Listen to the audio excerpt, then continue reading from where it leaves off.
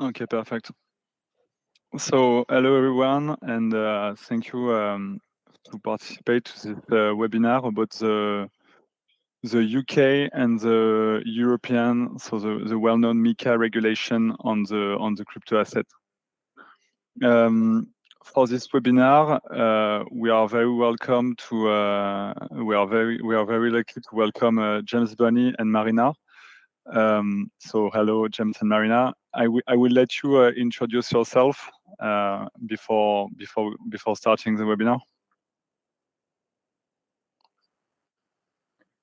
Maybe Marina, if you want to start.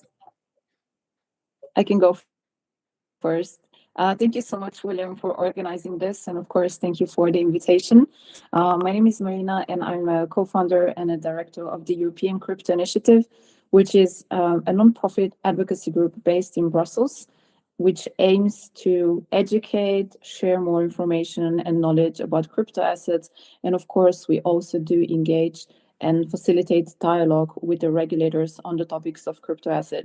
We have been, it's a very interesting thing, we have been in a way incorporated or started our work when MiCA was publicly announced, so published in 2020. And I'm really happy to talk about MiCA today and the European crypto regulation. Hi everyone, I'm James Burnie. I'm a regulated partner at Gunn & Cook, which is the largest crypto UK law firm and the first major UK law firm to accept payments in crypto. We're looking at all things regulatory in the UK and dealing with things like FCA and that side of things. Okay, thank you, James and Marina. So I'm William O'Rorke. I'm one of the co-founder of ORWL law firm, and I'm the partner in charge of the regulatory practice. So we are working a lot on all regulatory aspects and assisting crypto asset businesses to comply with regulation. Okay, so let's start. The purpose of this webinar is to have a cross view on what happened in the European side. So, of course, a lot of people know approximately what the MiCA is all about, but I think it will be very interesting to have maybe more information, especially from you, Marina, because you are working on this regulation and all the related aspects for extensively for a while now, and we are also very curious to know more about the UK regulation. Because the UK is historically the best place in Europe to conduct financial activity, and there is a lot of crypto assets businesses in the UK.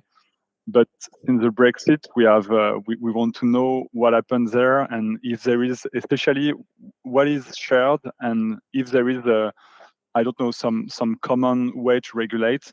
Or maybe we will know if there is a Brussels effect, or maybe in the opposite, if there is a reaction from London to take advantage of the fact of not being within the EU to attract more projects. But James, we will be very glad to hear your view on this side. Maybe we can start by this, James. What can you tell us about? What is the state of the UK regulation for crypto asset businesses, and what is the expected next step or next regulatory move on the UK? Sure. So the UK traditionally, for the regulation of crypto assets, has split things into two frameworks. One of which was the traditional securities framework, which will be familiar for people in Europe because there's a lot of commonality with the sorts of frameworks you had in Europe in terms of how things like equity would be regulated. And that will tend to apply to what we call security tokens, which are tokens of mint securities. Where the UK has taken a slightly different approach is in relation to unregulated crypto assets, we call them, which are basically those which do not fall under the definition of security. And in the UK, up to date, those things have fallen under an old AML and KYC framework. And the nature of that framework was considered a gold standard, so it was relatively onerous license to give, but you didn't need it if you're outside the UK.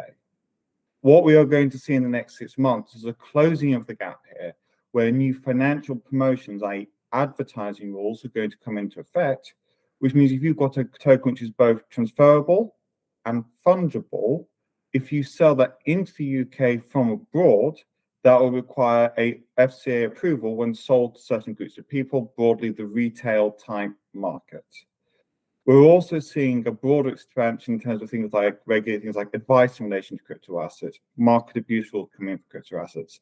And again, there's some similarity here in terms of what's happening in Europe because our starting point is the same starting point, which goes all the way back to MiFID, but there are differences. And to give you one of the differences we're seeing, for example, is the cooling off period for getting crypto assets. In Europe, there are talks on the market having a 14-day cooling off period. In the UK, it's more considered a 24-hour cooling off period, and it's at the start of the journey before you do the advertisement. Another difference we're seeing is in terms of the ability of retail to buy the transferable fungible ones.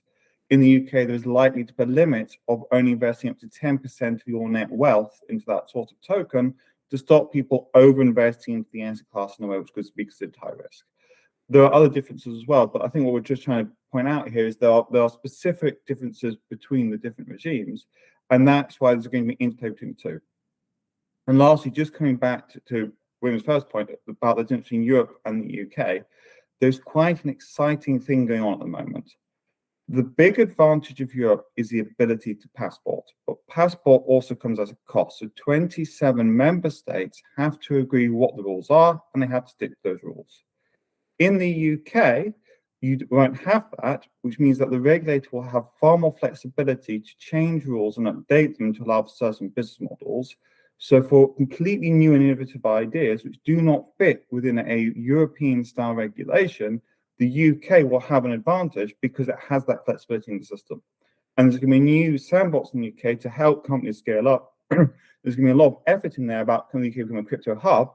And the idea is that's where innovation will happen, and you'll start in the UK.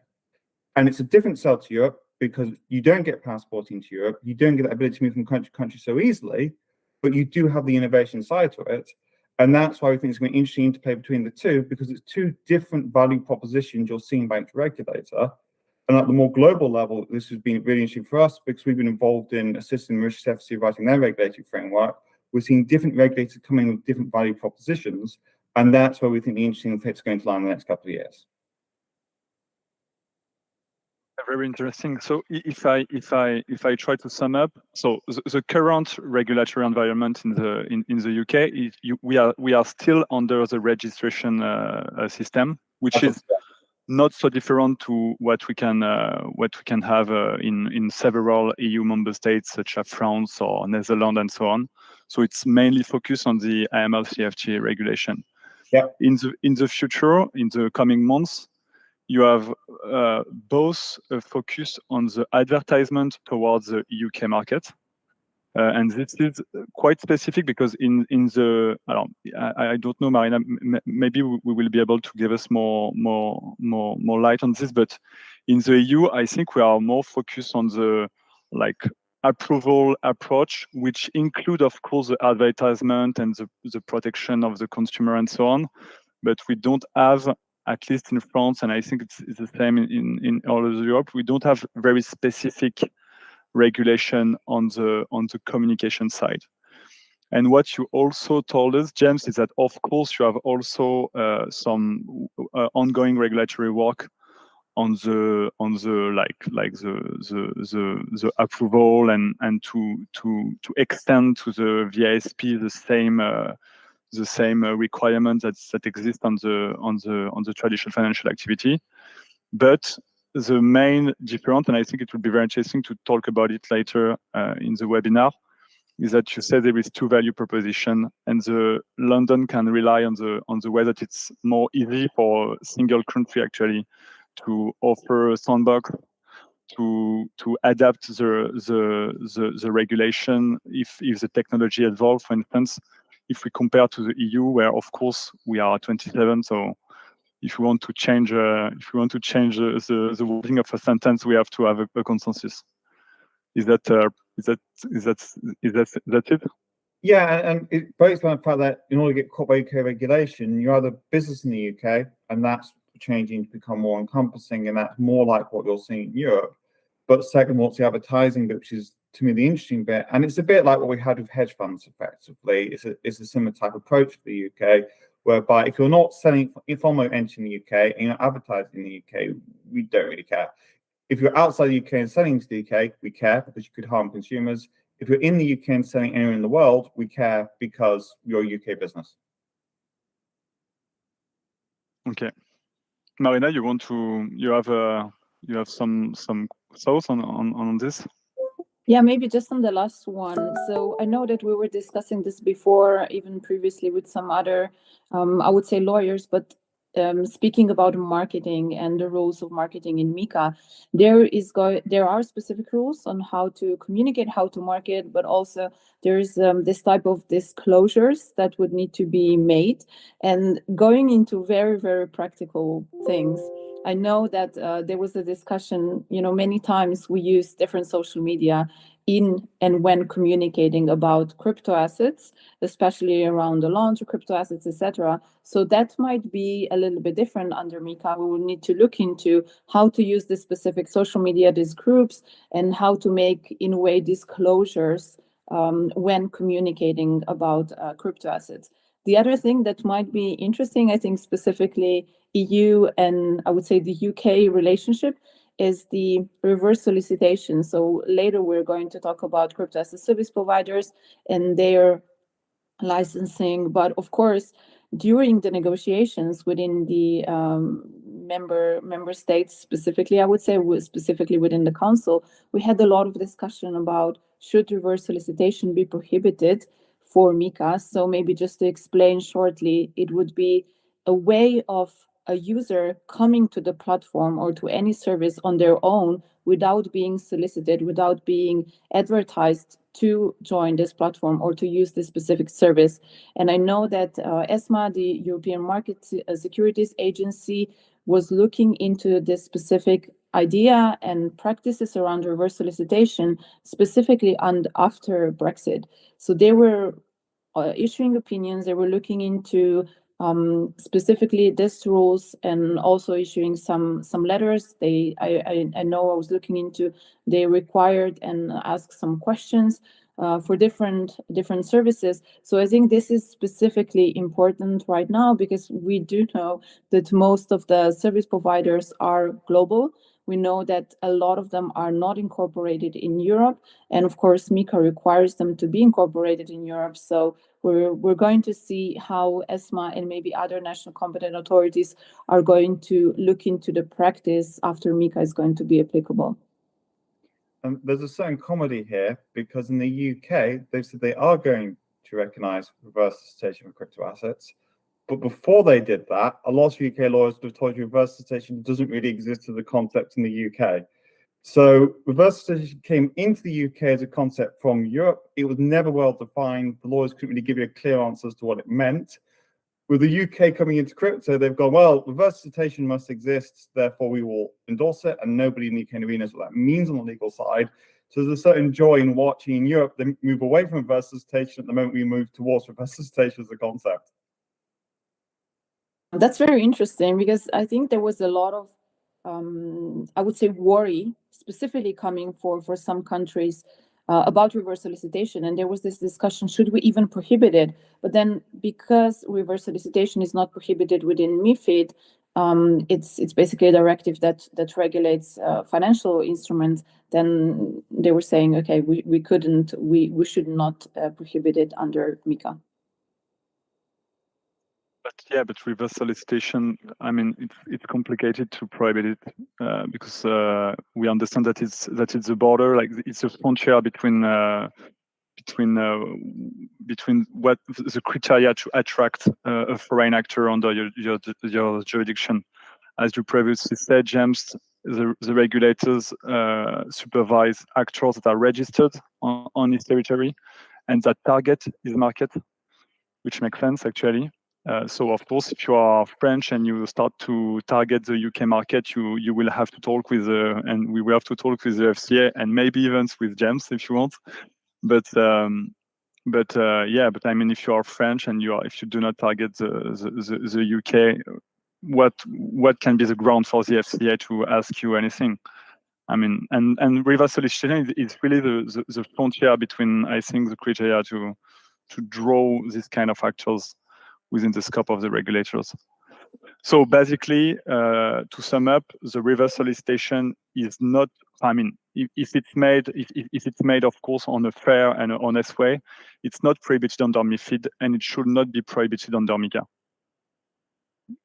I would like to add maybe a question to how do we, are you observing differences in practices of overseeing reverse solicitation, or what you said, William, before, if you're not targeted, let's say French customers coming from France, how do you see that? I think that many people maybe don't know where is the line, and I know that many times we don't know either. It's going to be in a way case by case, but I think that is specifically interesting when we're talking about crypto events, sponsorships, etc., because we do all use English language. So I would say that just by using English language, would that be a case when somebody is soliciting users from the UK, for example?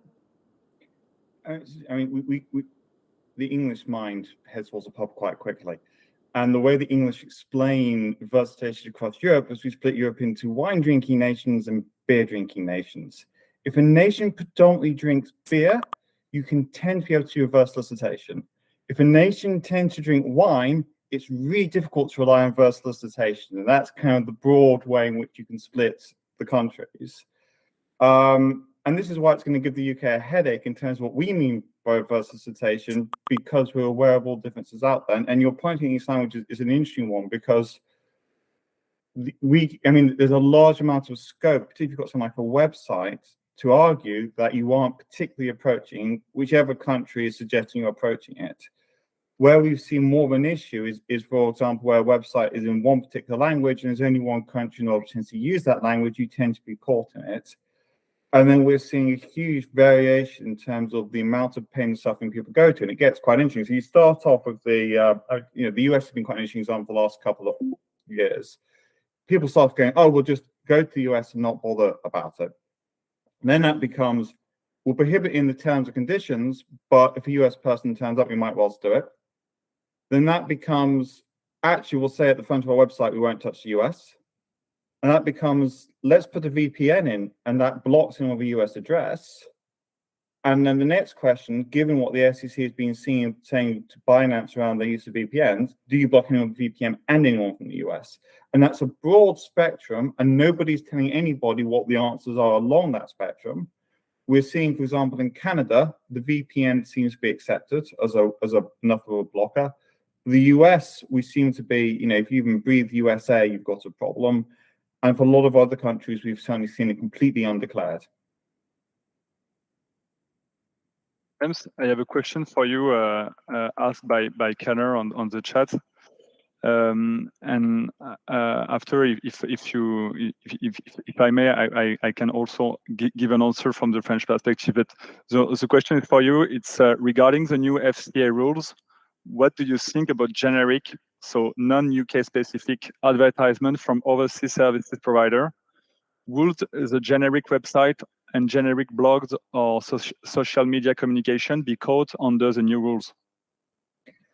Okay, so the key triggering point for the rules tend to be around advertisements, which are click here to do the transaction. So it's also a general statement which says, this exchange is awesome, and that's what you say, won't tend to be caught. It's when you go to that next level, when you start actually saying, click here to buy your tokens, and then you get the advertisement there. Before you do that advertisement, there's the 24-hour cooling off period. And the basic way it works is because you're going to KYC and AML, because more and more countries are going down that route, during that process, you'll get a feel for where the person is coming from. So if someone's coming with a UK passport, that tends to be a strong indicator you're now approaching the UK market. And again, there's an element here of taking view on the thing as a whole. I mean, every time you build something, someone can say, yeah, we fit all those boxes technically, but make it in a way where we actually try and target the UK specifically, if you see what I mean. So it is taking a holistic approach to look at the whole thing and see how it looks in total. But there's a clear moment here, which is the bit we move from saying, I am awesome, to I am going to sell you a token. I am awesome is basically not going to be covered by the new rules because that's just general brand building. It's that next step where you try and initiate the transaction, and because you've got an AML and KYC before that point, you know you're dealing with a UK person. And this only applies to retail as well. So it really is just retail, transferable, and fungible. If it is a professional investor, there may well be various exemptions. You'll have to tick the boxes. There will be a job there to do because there's a certain level of requirements to make sure you tick all the boxes properly. But the core protections here about the retail market. Okay, very interesting, because I think this FCA rules, it's a little bit in advance, because it's very similar to what we will have with MiCA. So in 1 hour and a half now. Right now, just for the French or at least the European people that are watching this webinar, basically there is very logical rules. The idea is, if you are overseas, you will be drawn under the jurisdiction of the national regulator. So the French Financial Market Authority in France, the BaFin in Germany, the BND in Netherlands, if you are actively and specifically targeting the market. For instance, if you have a website in French, it is an international language. So of course, it will not be enough to be a ground for the supervision of the AMF in France. If you are offering your services in euro, it is an international currency. So same logic, it's not enough. The regulators will really watch if you are doing very specific with France. It can be, for instance, if you are creating a Telegram group named with France, not a French speaker, but a French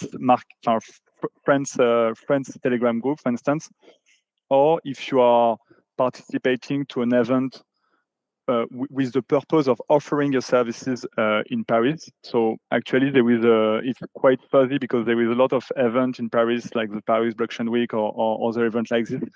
I think the regulator considers that it's still mainly business events, so there is, I think, a tolerance to do not consider it as a targeting of the French market. And lastly, for instance, if you are offering your application through the Apple Store in France, or I think it's the same in the UK or in Germany, of course, it is considered as a targeting of the French market, and that can draw the jurisdiction of the French Financial Market Authority. So, Garner, I hope this answers your question. Maybe I suggest to jump on some explanation about MiCA. Marina, if you can explain us in a few words what should we understand about this text that will be voted today, if am I right? Yes, and I think I should congratulate you, William, because the timing of this webinar is incredible. I just heard that the vote has been finalized, so we have voted MiCA in the Parliament, and that was, I would say, one of the last very formal processes in order to finalize MiCA. Maybe I would start with this. I think it's very important for us to understand what is the timeline and how the whole process works. So in September 2020, we got the first draft from the European Commission, which is usually starting with the drafts whenever there is a new legislation proposed.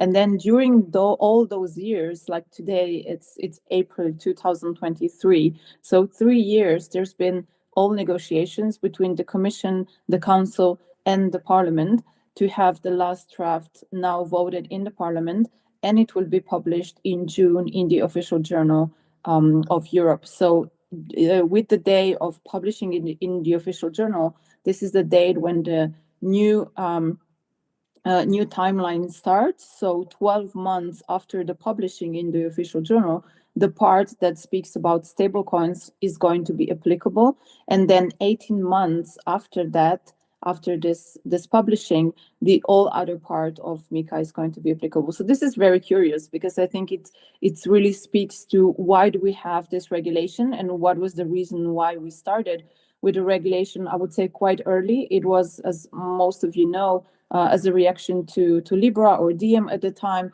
So having a big company, a big global company, issuing a token that could be potentially something that would, I would say, limit or take the functionality of the euro, offering to the European unions that was something that was not seen very positive from the regulators. And this is also why it's one of the goals of MiCA to basically prevent this happening and to lay rules to have financial stability in Europe.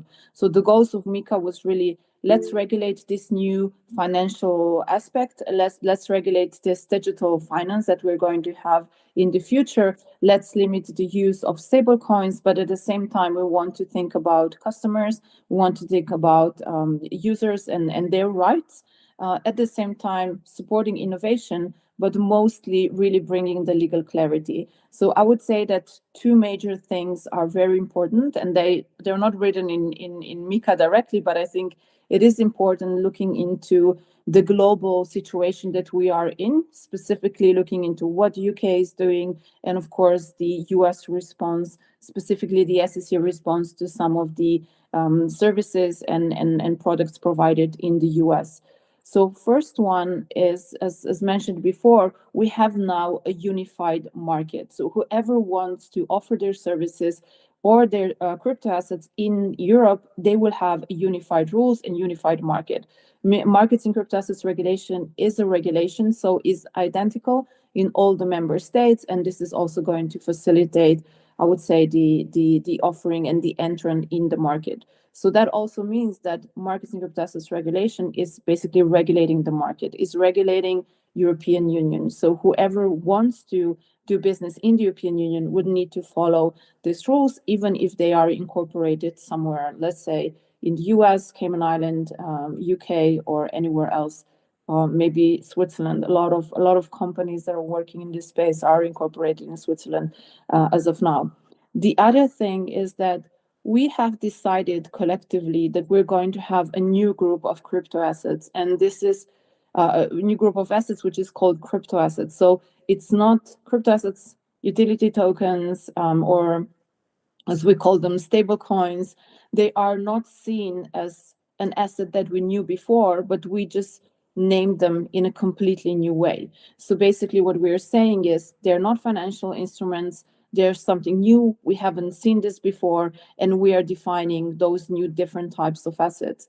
And maybe I can start with that. The first, I would say, big part of MiCA is talking about the definition of different crypto assets and also the way of how they are issued and placed into the market. So this one is basically speaking about very generically about crypto assets. There are digital assets on the DLT, on the blockchain. And then we have specific types. Mostly, as I said, important are the stable coins, which we have two types. One is the e-money token, which is referenced by one fiat currency. So it perpetuates its value to one fiat currency. And the other one is asset reference tokens, where the stability can be also in a way shown through a basket of different rights, different assets, and among which it could be also fiat currencies. What is important is that we also mentioned utility tokens. There's also a mentioning of non-fungible tokens. And that was quite interesting because in the first draft, we never spoke about non-fungible tokens, but they were added lately. And as you know, in the last 3 years, a lot of things changed, and those things were additionally added to MiCA. So there was some continuously new things that were adding, and we were also trying to collectively respond as an industry to those. So I told you a little bit of what is in MiCA. So we have this definition. There are also rules on how to issue crypto assets. When you would like to issue crypto assets and offer it to the European market, in this case, white paper is needed, which is basically a document that describes this crypto assets, describes how it works and what technology is used. But what is also important and was described many times is that you also need to include the information on the energy consumption of these assets, which is something very new. We haven't seen anything similar in other jurisdictions. Maybe James, you can add lately, but I haven't heard about it. And there is a notification obligation. So we notify the national competent authorities, and after that, we are in a way free to issue those tokens. And of course, through the passporting regime, they could be issued to the whole European Union market. The second part is that it talks about crypto as a service providers. And I know that this is something that we discussed with William. We think that for you, that would be more important. So how are crypto as a service providers in a way regulated under MiCA? We know that even before there were certain rules in France, in Germany, and some other countries about crypto as a service providers, but we have very specific rules right now in MiCA. And I think that what was very interesting was after the collapse of FTX, many were asking, so is MiCA now going to be changing? Are we adding new things? How is it? How are the rules that we have today going to influence FTX, or maybe, if those rules would be in place, FTX would not happen? I think was very interesting because we were so ahead in the negotiation process that we have already laid down all the rules for exchanges, for example. So nothing major changed even after FTX collapse in the whole MiCA text that is describing what are the rules when it comes to crypto as a service providers.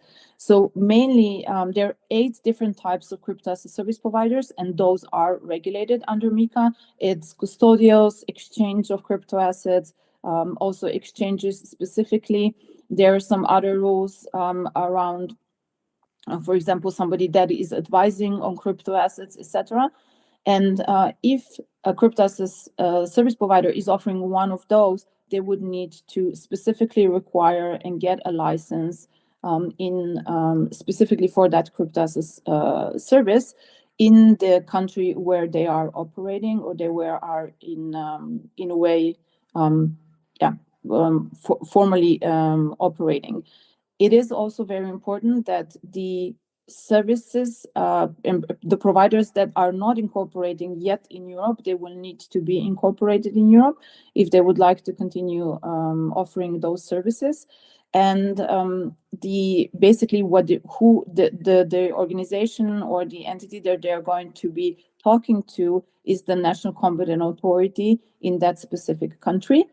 If the service provider is a significant service provider, which means having more than 15 million of users during 1 year, that means that they're going to be supervised directly by the European Securities Market Agency.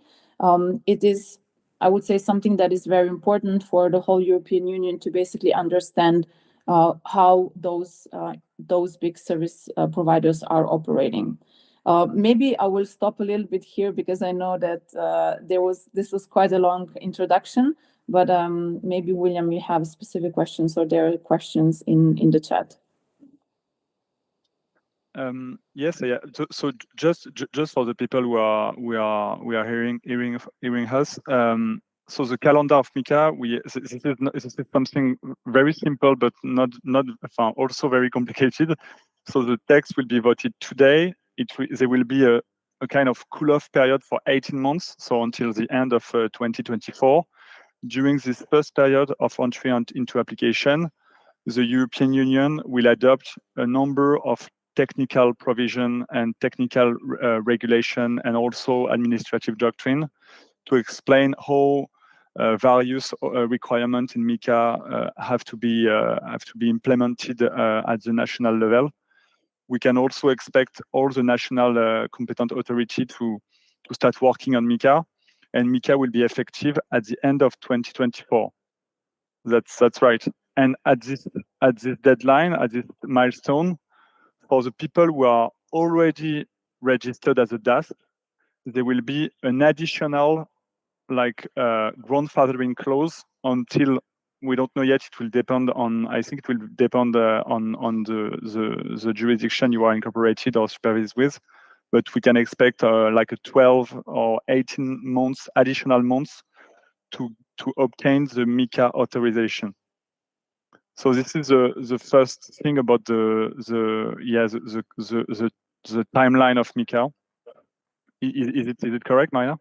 Yes, absolutely. And this is very important. I can say that the plan was to finalize MiCA, before, so even last year, but there was a lot of time that was dedicated to translating MiCA into all the European languages. So the lawyer linguists took quite a long time to basically understand how to translate it, because as we know, many of those terms have never been used in some of the local languages. And this is also why we will not have the publication of MiCA in the official journal very soon, but only in June, to what we hear today, what is planned as of today, and then 12 months again from there. So June 2024, the stablecoin part will start being applicable, and then 18 months. So as you said, at the end of 2024, the whole part of MiCA is going to be applicable. And I think what you mentioned is very, very important. So the first phase of finalizing MiCA has now come to an end, and we have the second phase that we call technical phase, where the European Securities Market Authority and the European Banking Authority, they are looking into the execution and how many different, I would say, very general terms would be in a way specified by them issuing guidance and some other very, very important documents to clarify some of the terminology, but also communicate with the national competent authorities. We do know that there is at least a 2-pager of all the different guidances that ESMA and EBA need to issue before the application of MiCA, so 2024. And we are very much looking forward to read more, because I think that a lot of questions that we have today might be answered through that. If I may just point to one that was very important, and I know we discussed about it many times, is that the Markets in Crypto Assets regulation is a regulation, so again, identical in every member state, and it does not regulate financial instruments that are already regulated in MiFID. And then, of course, MiFID is a directive then transposed in all the member states in a slightly different way. So basically, when an asset is a financial instrument, will be regulated under the specific regulation of a member state. That might be a little bit different in every member state. And then the one that is not a financial instrument is going to be a crypto asset. And this is going to be in a way regulated by MiCA. So there could be some clashes in between, specifically in some member states. And we are very much looking forward to read the guidance on ESMA on this specific part that is also going to give more clarity on the NFTs, and when NFTs, even NFTs, could be financial instruments or securities, as we generally speak, specifically coming from the US perspective. Okay, very interesting. Yeah, for instance, we are already start to work. I mean, when I say I, it is the French crypto association. We are already start to work on the regulatory technical standard. So this is the implementation text about the market abuse on crypto asset, and also on the sustainability disclosure requirement. Because under MiCA, the exchange or the broker will need to provide, so we don't know what exactly, but it's some sustainability disclosure information to the client. It's something that is highly related to the debate about proof of stake and the energy consumption and environmental impact of proof of work. So it's something very interesting. But NFT globally, they are excluded from the scope of MiCA because they are non-fungible and they do not present the same financial risks than fungible token or fungible crypto asset. Is it the same in London, James, or maybe the UK have a different approach on NFT? So, in terms of financial promotions and advertising, they are broadly out of scope. In terms of if you're a UK entity selling crypto assets, they'll broadly be in scope because they've been in scope from a monitoring perspective in the past, and those will be kind of the split. The regulators in the UK are aware of the fact they're financial services regulators, and therefore there's a sort of element in the UK of wait and see to see what happens with those particular tokens. broadly, something like membership or something like that, and it's not necessarily appropriate for traditional financial services rules to be cross-applied, and that's kind of what we're seeing in the UK in terms of the approaches being taken. So, but the thing here is you can take anything and turn it into anything else with enough ingenuity, and that's where the complexity is going to lie, because at the end of the day, an NFT is simply a token on the ERC 721 protocol, for example. So if you put it on that protocol, but make it fungible in real terms, so actually make each one identical, it just has been on that particular protocol, there have been interesting questions whether that is or is not caught by the rules, because from a technical standards perspective, that's an NFT. From a look and feel and what we all think we're buying perspective, it will be purely fungible. The same way as every single £20 note in the UK is numbered by the Bank of England, but nobody thinks of them as being non-fungible. Any £20 note in the UK is worth the same as any other £20 note in the UK. And I think that's going to be an interesting split, see if there's any issues around that side. Maybe if I can just add, that was very much an important comment that you made, because now we have an understanding of what an NFT is as a term that is usually used in this ecosystem in the industry. But now in MiCA, we also have an understanding of what is the legal term and what the non-fungible token means within MiCA, which is basically an asset that is non-fungible, and this definition on where is the limit between being fungible and non-fungible is kind of described in a way that they're usually issued in smaller amounts that are usually representing an art asset or something similar. But of course, there's no clear distinction where is the line. And I think that this is, again, we're looking into ESMA's guidance, but at the same time, we're going to take this like substance approach. So no matter what kind of standard you are using in different types of layer ones, we're going to look into the substance, and then a non-fungible token, as we call it in the industry, might even be a financial instrument by the end of the day, as you mentioned.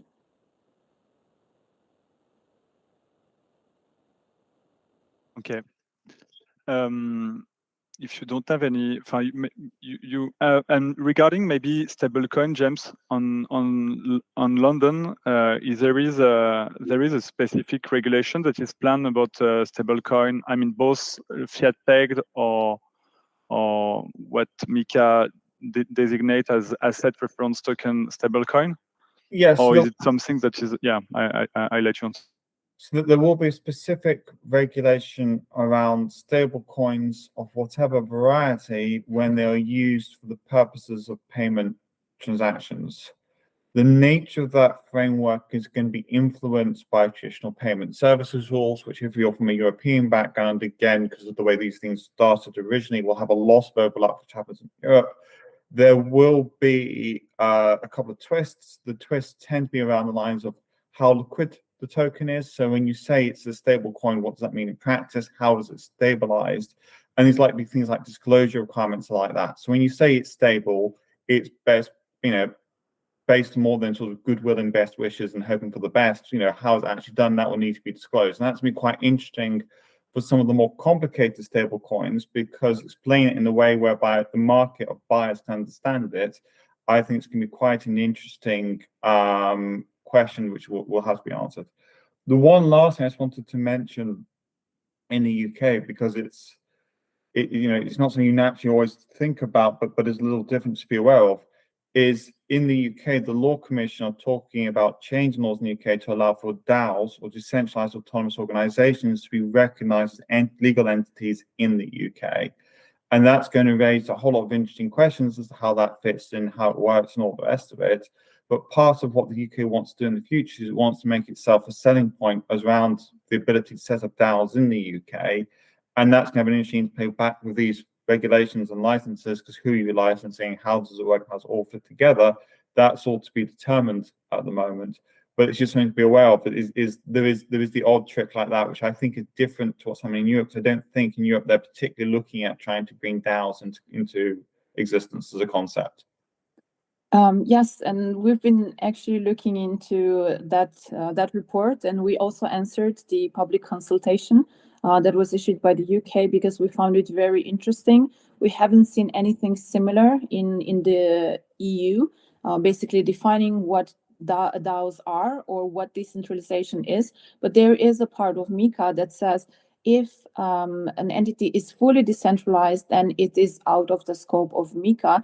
And I think, going back to what is out of the scope of MiCA, first, financial instruments that are regulated in MiFID, second, NFTs that are out of the scope if, of course, they are non-fungible. And then third is decentralized organizations. In a way, we're talking about DeFi too, although this is not strictly written in MiCA, but it was used in public, I would say, announcement when MiCA, for example, was voted in the parliament months ago. In their PR, they were also saying that in a way DeFi is excluded.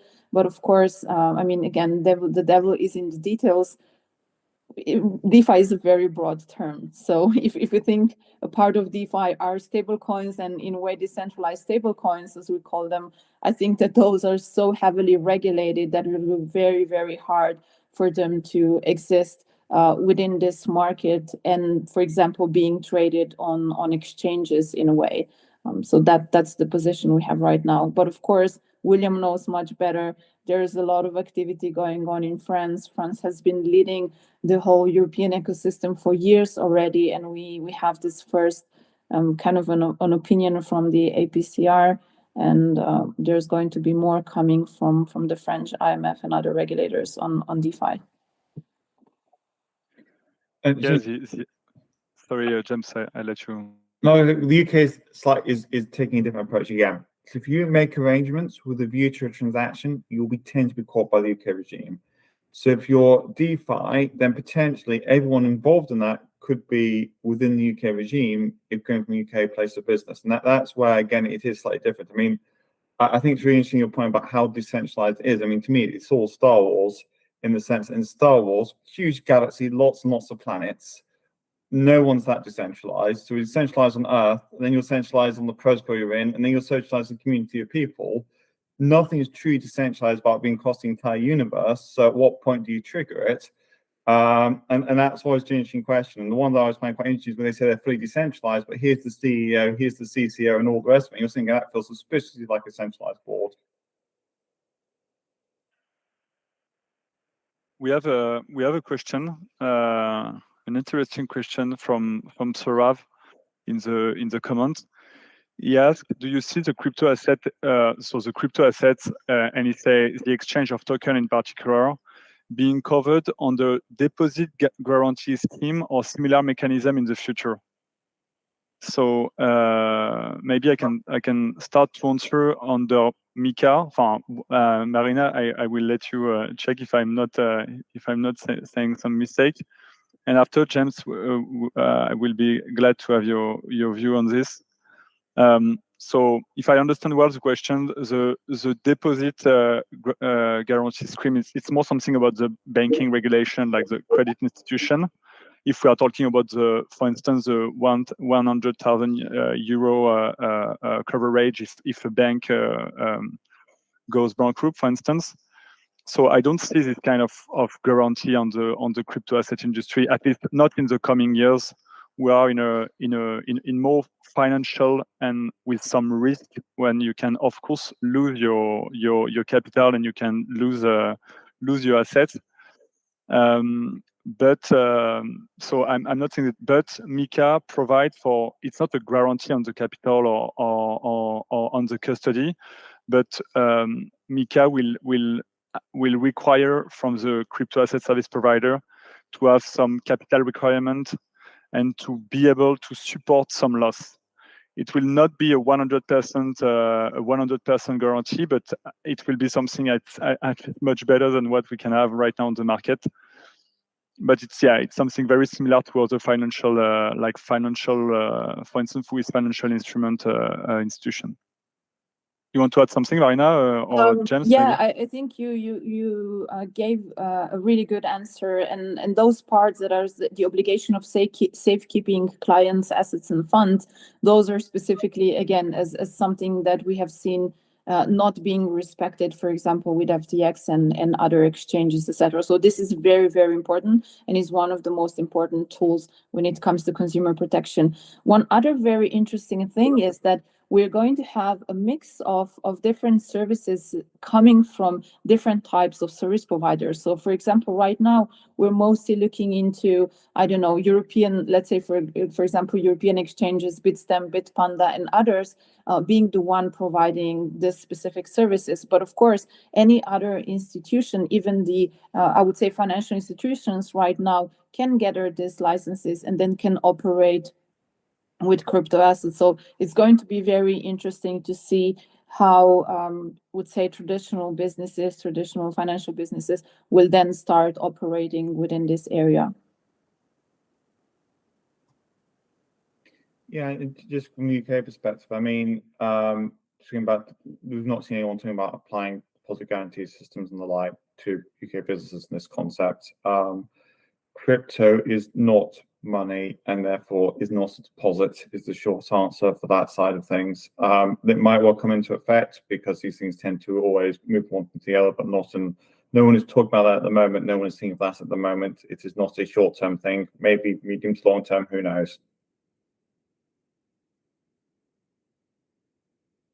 Okay, interesting. But I would like to add something. It's about, so we talk about the crypto asset. I mean, the normal one, the fungible one, and the risky one, like utility token, virtual currency, Bitcoin, Ethereum, and so on. Maybe they will have some very interesting development on the e-money token. So the e-money token, it is the name give by MiCA to the fiat-pegged stablecoin. So, for instance, USDT. Issued by Circle or USDT issued by Tether. This, under MiCA at least, this stablecoin issuer will have to become e-money institution or to become a bank, basically like a credit institution.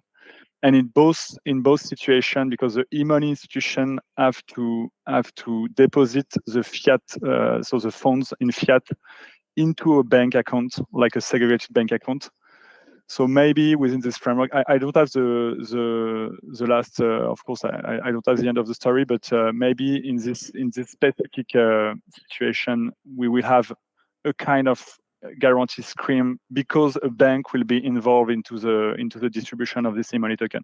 So maybe in 2 or 3 years, when you will like hedge your crypto asset in USDC on Binance or on Coinbase or on Kraken, you will be under the protection of guarantee deposit scheme.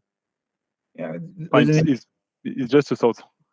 Yeah, I mean, there's an interesting broader point here because, so, you know, there's a distinction drawn by lawyers, not necessarily by the market, between banks, by which we mean deposit-taking institutions, which is a great big high street type group, and electronic money institutions, which may give banking-like type services, but are not technically banks. Under the rules of evidence at the moment, an EMI, an electronic institution, will hold an account with a bank.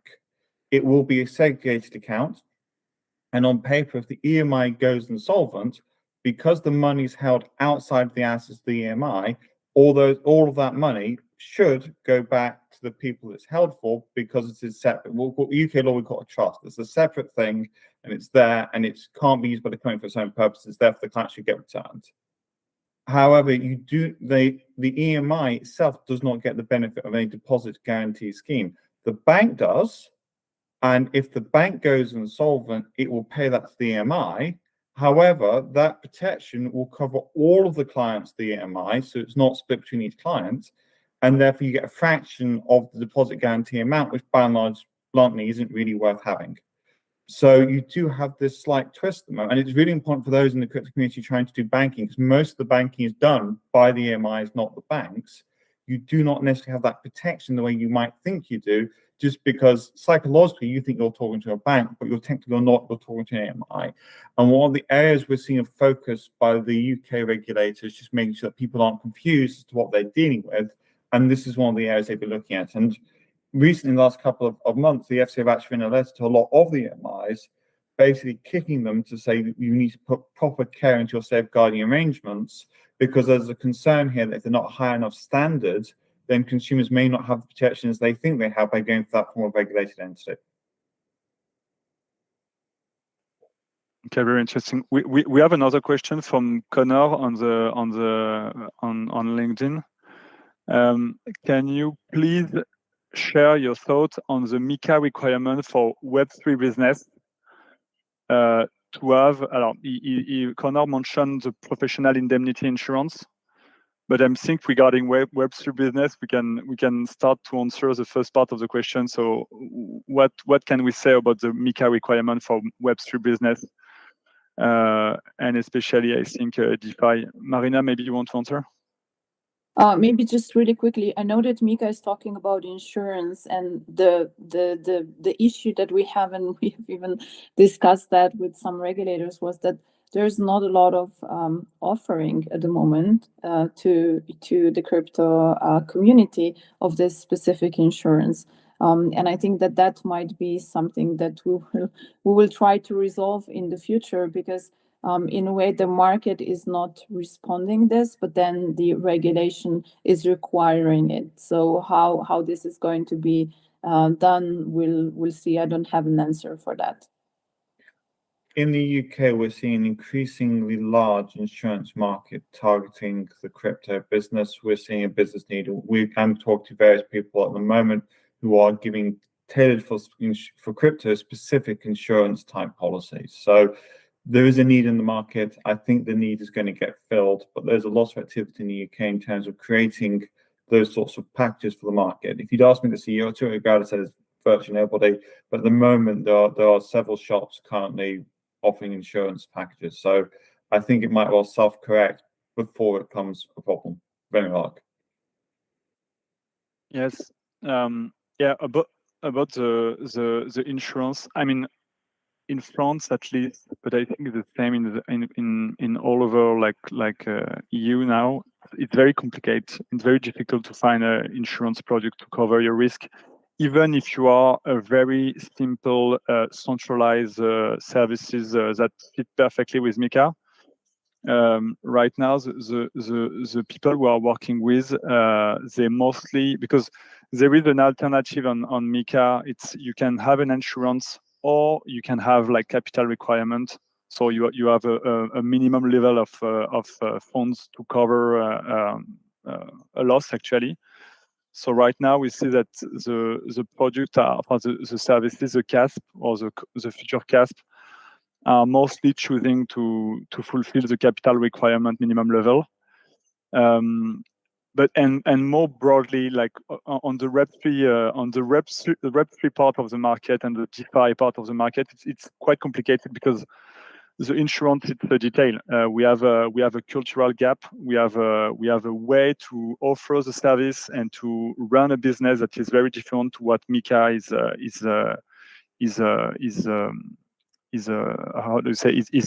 is regulating.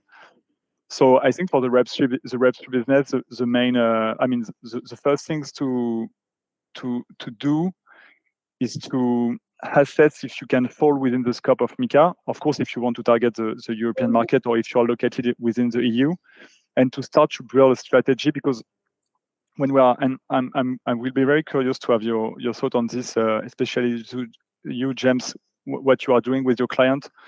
With the Web3 business, we are more in a very strategic way to deal with the regulation. Some of them want to become technical provider, so outside the scope of the regulation. Some of them want to have multiple bridge to the retail, like external bridge or external distributor, if I may say. Some of them want to become regulated, but struggle to fall within the scope of the regulation. So it's much more strategical than to work with an exchange or broker dealer. Sorry, may I just ask for clarification? What is the Web3 industry or company? I have understood it as to simplify mainly as a DeFi project, because we are talking about MiCA. It can be also NFT services, but the NFTs, they are usually, it depends of course, but usually they are outside the scope of MiCA. So I'm thinking about a DeFi project, but it's a great question because Web3 is there is no such a broad word actually. So in terms of what we're seeing in the UK, it's quite interesting because we see the UK tends to be a launch pad into other places quite commonly.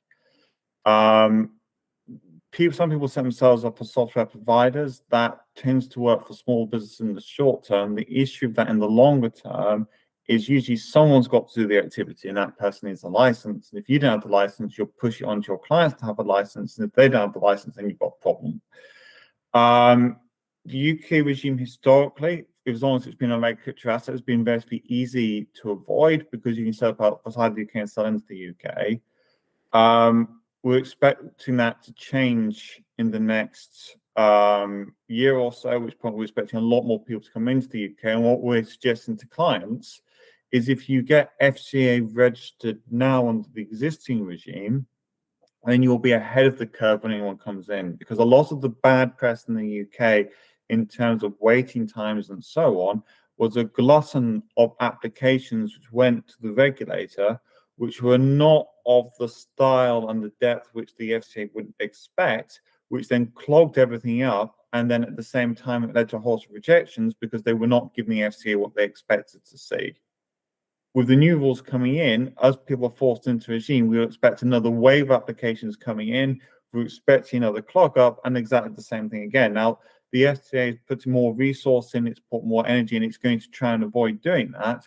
But if you want to get ahead of the curve, now is a golden opportunity to do that, which is why we're suggesting to people who are up for it to go for it now. But bear in mind that this is, the UK regime is not a light regime. It involves proper resource, it involves proper thought. It is not tick a box and you're in. So it has to be done seriously and it has to be done professionally. And that's if you want to come in, that's how to do it. And at the moment, we're seeing splits. We're seeing some people who basically are in denial. We're seeing some people are running towards it. It's like whenever you get a major change. The FCA have written a letter, which they have published. If you want to see some of my LinkedIn feed, there's a copy of it. If anyone wants to reach out to me. But the FCA has been reaching out to crypto asset firms outside the UK, which believes are marketing into the UK with this letter to warn of the fact that you are now more likely to be within the UK regime to try and kickstart people getting engaged. And at the same time, the FCA are talking about having roundtable meetings, getting to meet the industry and doing that side of it. So it has an informed and engaged response when these things come in. But again, the question from always asking clients is, do you want to wait and potentially get back to the pack? Which might make sense if you're not that interested in the UK. You want to see how it plays out. Do you want to let everyone else do their thing first? Do you want to try and be at the front of the pack, which can lead to an advantage in terms of getting in first, getting there, potential first mover advantage, or how do you want to play it? And that is becoming quite a big question in the UK, particularly since I went through all the European timelines. The UK timelines are much shorter. So for just it's going to come in phases. And in terms of the financial promotion thing, which tends to be the thing which kicks everyone into action, we are currently estimating we're expecting to finalize that rules towards Q3 of this year, and we're expecting the rules to be implemented in roughly 4 months from coming into force. So this is going to come in hard and fast when it does. That is impressive, I must say. That is definitely a difference from what we see in the EU. Maybe I would like to add something. I love your explanation, William, because to me, like the Web3, at least means something that you were saying before. It's kind of a way of decentralizing some of the infrastructure projects, etc.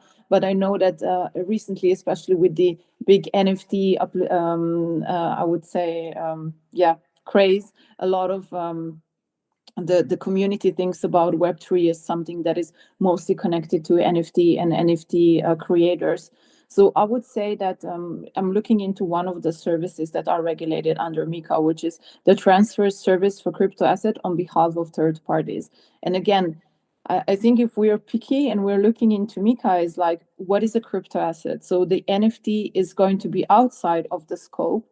And again, do we understand what is an NFT or what's not an NFT? And I would say that by some hints that we have heard from some of the regulators, the NFTs are going to be really the assets that are very, very limited in numbers. And they are usually not, a lot of them, they're not traded, and there might not be a lot of them having a similar or same price, which means that there's a lot of so-called platforms, there's a lot of in a way entities that are working in this specific industry of NFTs that might be also regulated under MiCA. And then the other part, when you were talking about DeFi and in a way decentralization, we go back to what you mentioned before, James.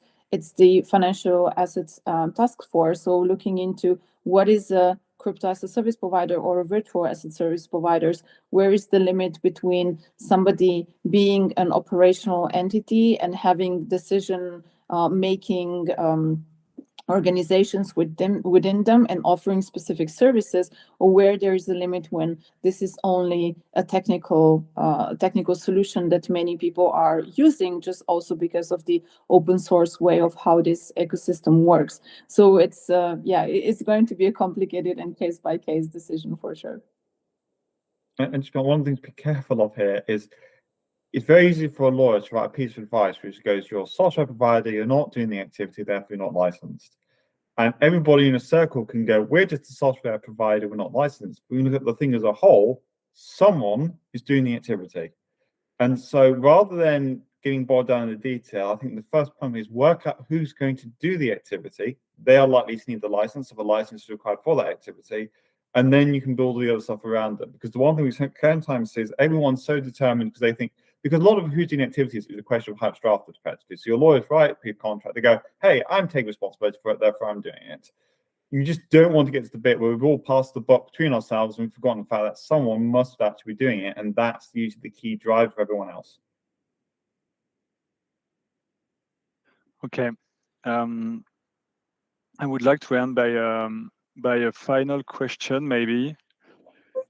Is it, or maybe two final questions. The first one will be, do you think that, James, do you think that London will take advantage of its flexibility and the fact that it's not subject to the consensus rule with 26 other European member states on the crypto regulation, or do you think that is much more complicated and after all it will not change such a things? What is your bet on the UK crypto regulation for the coming years? I think UK has was at the forefront. It then fell to the back of the pack. It's now got a huge amount of effort to try and get back to the front of the pack. It's got certain advantages in the sense of the flexibility, the ability to do sandboxes, and that will make it very attractive to some sorts of business. And I think with recent changes, for example, there's been entry into treaties with countries like Singapore, Mexico. It's a whole different group of countries. And what you're going to get into shortly is you're going to get a hub in Europe, you'll have a hub in London, and they'll be facing different markets. And the question is going to be slightly more complicated in terms of, whenever you speak to a crypto company, when you go, where do you want to sell it? You tend to get world domination. And you go, that's fantastic. Where are you actually going to sell it? Because in real terms, a company can only afford to do so much advertising, can only afford to do so much marketing and so on. And what you get is you get the groupings. And therefore, you're going to get the UK grouping of countries. You're going to get the EU grouping of countries. And depending on your priorities, the nature of your business, what you're trying to achieve, you might be more attracted to one or the other at the beginning. But as you hit a certain critical mass, your companies are going to want to be in both markets. And that's why what we tend to see more and more is a holdco, top level company, depending where the directors are most of the time, and then it'll be subsidiaries for different markets. And I suspect you'd want one for each market, one for Europe, one for the UK. And what's going to be interesting in the UK is what the UK gives you is still to be determined. But what's interesting is the different things we're triggering. So Australia, for example, has done a memorandum of understanding with the UK. If you've got a hub in Australia and a hub in the UK, you've got 24-hour coverage. You may not get access to the European market, but for other parts of the world, you have 24-hour coverage. So in that model, maybe put one in the UK, one in Australia, and one in Europe to get access to the whole lot. So that's the question that's going to be asked. But this is all to be determined in the next few years. That's wise, indeed. Marina, you want to answer maybe, or to give us insight about Brussels? How is it a view from Brussels?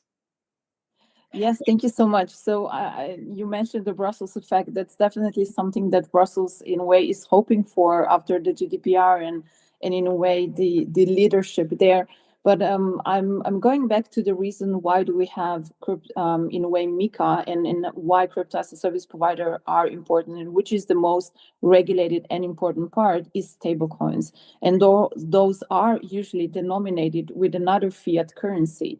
And I think that besides really, looking into how to protect consumers, one of the most important goals for MiCA, and I would say in general, is really to maintain the financial stability. So after hearing, what's happening in the US, especially yesterday, the Senate hearing on stablecoins, every country is very much focused on to strengthening the adoption of their own currency. And with stablecoins, we're seeing this because this is why we have limitations on payments on specific and use of specific stablecoins that are non-euro denominated in Europe, for example. This is why the stablecoin regulation is so important for UK and the US, because it's in a way kind of not directly, but indirectly, it is very much connected with their own fiat currency. So I say that will always be different in every country. But then we're looking into crypto assets that might not be again linked to in a way something that is a fiat currency, and all the innovation that is happening. I really hope that we're going to get in a way more easier standardization, or at least like similar rules for similar assets and crypto as a service providers for this industry to continue to be global, because it has been global from the beginning, but now we hope it's going to continue this way. Okay, and my last question, because we have really like 5 minutes left. It's James. So, if a European company want to settle in London, of course I'm talking about a regulated company. For instance, because they want to target, this part of the world that the UK is well positioned. What will be your main advice on the regulatory side? So I know it's a very broad question. I'm sorry. No, so the first question is work out whether you're regulated or not, because you might well not actually be regulated.